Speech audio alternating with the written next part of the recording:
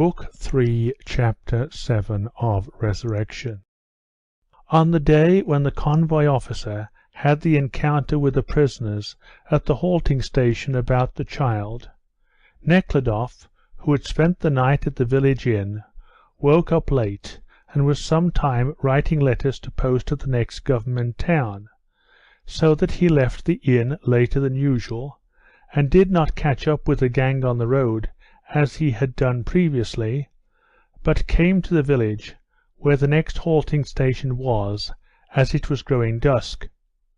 Having dried himself at the inn, which was kept by an elderly woman who had an extraordinarily fat white neck, he had his tea in a clean room decorated with a great number of icons and pictures, and then hurried away to the halting station to ask the officer for an interview with Katusha. At the last 6 halting stations he could not get the permission for an interview from any of the officers. Though they had been changed several times, not one of them would allow Nekhludoff inside the halting stations, so that he had not seen Katusha for more than a week. This strictness was occasioned by the fact that an important prison official was expected to pass that way. Now this official had passed without looking in at the gang, after all, and Nekhludoff hoped that the officer who had taken charge of the gang in the morning would allow him an interview with the prisoners, as former officers had done. The landlady offered Nekhludoff a trap to drive him to the halting station, situated at the farther end of the village, but Nekhludoff preferred to walk. A young labourer, a broad-shouldered young fellow of Herculean dimensions, with enormous top boots, freshly blackened with strongly smelling tar, offered himself as a guide. A dense mist obscured the sky, and it was so dark that when the young fellow was 3 steps in advance of him, Nekhludoff could not see him, unless the light of some window happened to fall on the spot, but he could hear the heavy boots wading through the deep, sticky slush. After passing the open place in front of the church and the long street, with its rows of windows shining brightly in the darkness, Nekhludoff followed his guide to the outskirts of the village, where it was pitch black. But soon here, too, rays of light, streaming through the mist from the lamps in the front of the halting station, became discernible through the darkness.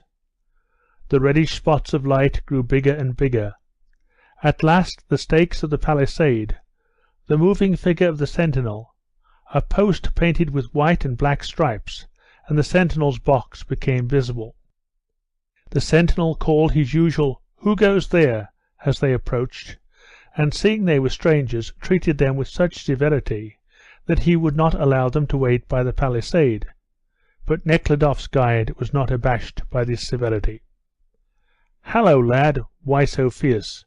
You go and rouse your boss while we wait here." The sentinel gave no answer, but shouted something in at the gate, and stood looking at the broad-shouldered young labourer, scraping the mud off Nekhludoff's boots with a chip of wood by the light of the lamp. From behind the palisade came the hum of male and female voices. In about 3 minutes more something rattled, the gate opened, and a sergeant, with his cloak thrown over his shoulders, stepped out of the darkness into the lamplight. The sergeant was not as strict as the sentinel, but he was extremely inquisitive. He insisted on knowing what Nekhludoff wanted the officer for, and who he was, evidently scenting his booty, and anxious not to let it escape. Nekhludoff said he had come on special business, and would show his gratitude, and would the sergeant take a note for him to the officer. The sergeant took the note, nodded, and went away. Some time after, the gate rattled again, and women carrying baskets, boxes, jugs, and sacks came out, loudly chattering in their peculiar Siberian dialect as they stepped over the threshold of the gate. None of them wore peasant costumes, but were dressed town fashion, wearing jackets and fur-lined cloaks.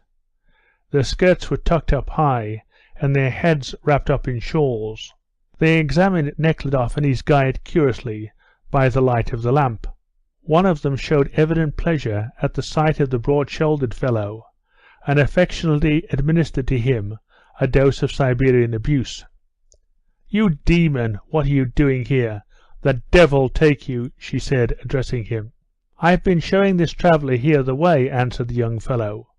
"And what have you been bringing here?" "Dairy produce, and I am to bring more in the morning."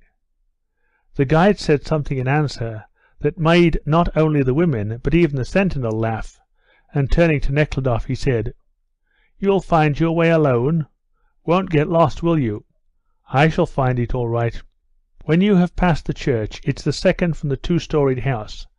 Oh, and here, take my staff," he said, handing the stick he was carrying, and which was longer than himself, to Nekhludoff, and splashing through the mud with his enormous boots, he disappeared in the darkness, together with the women. His voice, mingling with the voices of the women, was still audible through the fog when the gate again rattled, and the sergeant appeared and asked Nekhludoff to follow him to the officer. End of Book 3, Chapter 7.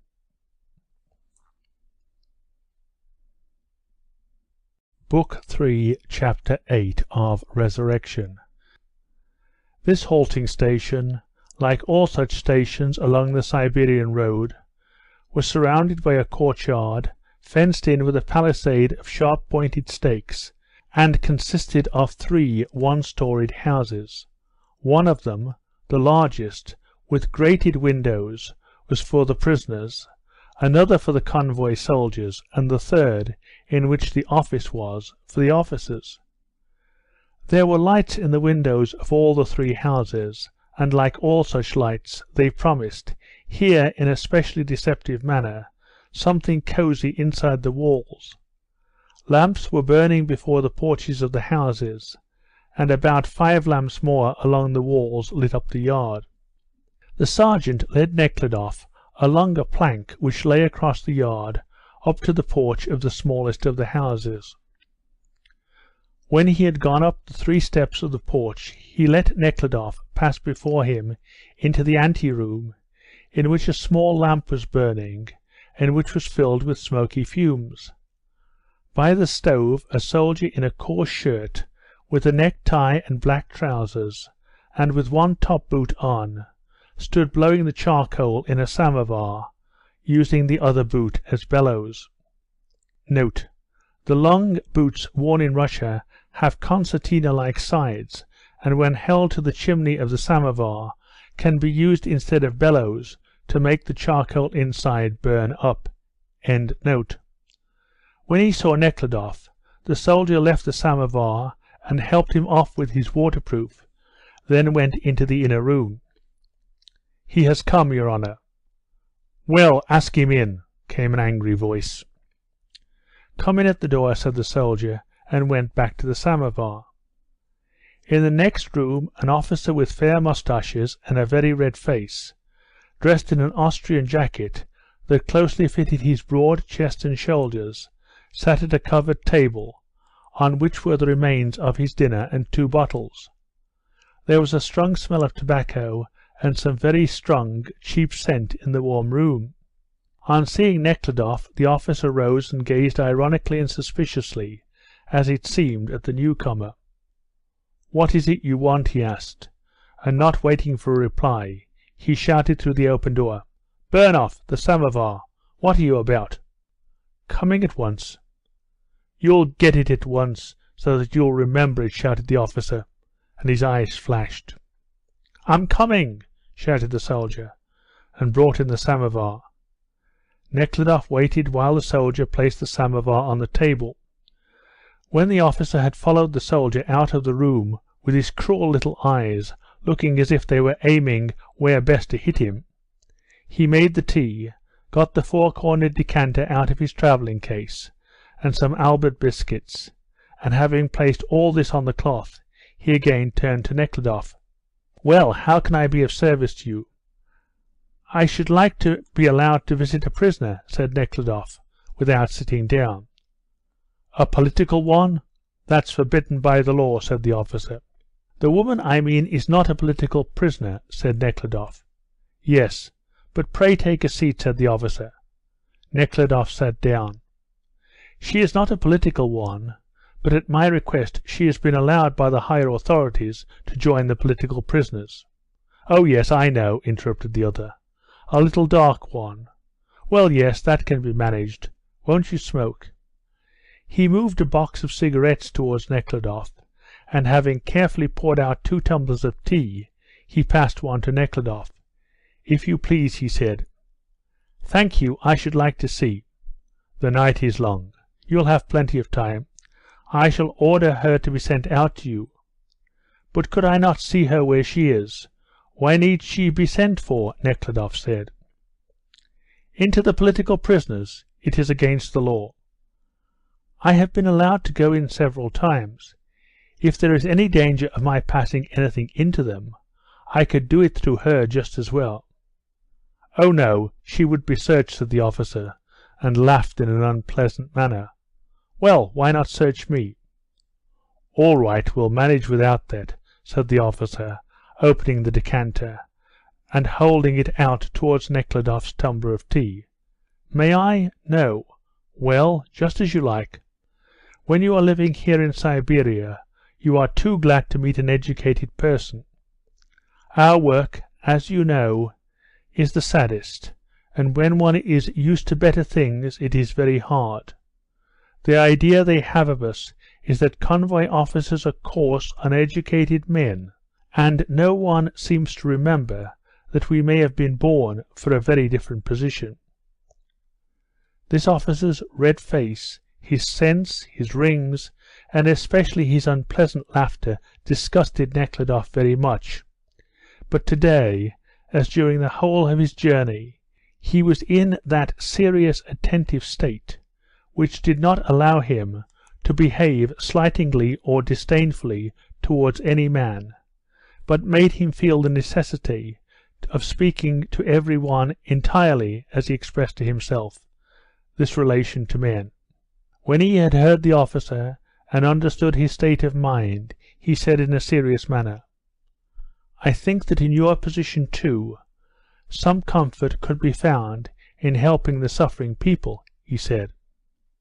"What are their sufferings? You don't know what these people are." "They are not special people," said Nekhludoff. "They are just such people as others, and some of them are quite innocent. Of course there are all sorts among them, and naturally one pities them. Others won't let anything off, but I try to lighten their condition where I can.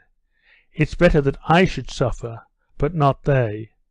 Others keep to the law in every detail, even as far as to shoot, but I show pity. May I? Take another," he said, and poured out another tumbler of tea for Nekhludoff. "And who is she, this woman that you want to see?" he asked. "It is an unfortunate woman who got into a brothel, and was there falsely accused of poisoning, and she is a very good woman," Nekhludoff answered. The officer shook his head. "Yes, it does happen. I can tell you about a certain Emma who lived in Kazan. She was a Hungarian by birth, but she had quite Persian eyes," he continued, unable to restrain a smile at the recollection. "There was so much chic about her that a countess—" Nekhludoff interrupted the officer and returned to the former topic of conversation. "I think that you could lighten the condition of the people while they are in your charge, and in acting that way I'm sure you would find great joy," said Nekhludoff, trying to pronounce as distinctly as possible, as he might if talking to a foreigner or a child. The officer looked at Nekhludoff impatiently, waiting for him to stop so as to continue the tale about the Hungarian with Persian eyes, who evidently presented herself very vividly to his imagination and quite absorbed his attention. "Yes, of course, this is all quite true," he said, "and I do pity them. But I should like to tell you about Emma. What do you think she did?" "It does not interest me," said Nekhludoff, "and I will tell you straight, that though I was myself very different at one time, I now hate that kind of relation to women." The officer gave Nekhludoff a frightened look. "Won't you take some more tea?" he said. "No, thank you." "Burnoff," the officer called, "take the gentleman to Vakoloff. Tell him to let him into the separate political room. He may remain there till the inspection." End of Book 3, Chapter 8.